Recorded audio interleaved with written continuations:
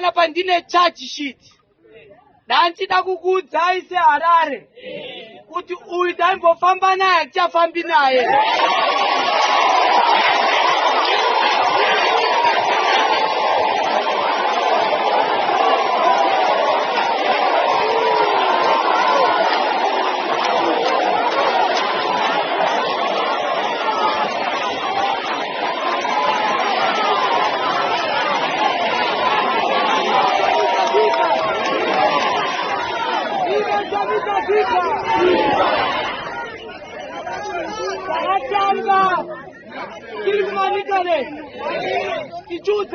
Triple C is not the vehicle of choice for President Chamisa.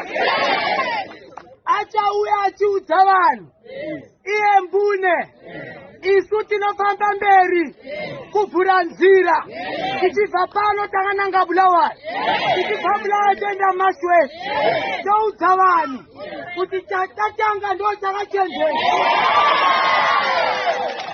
You know what? Give me my drivers of the movement in community.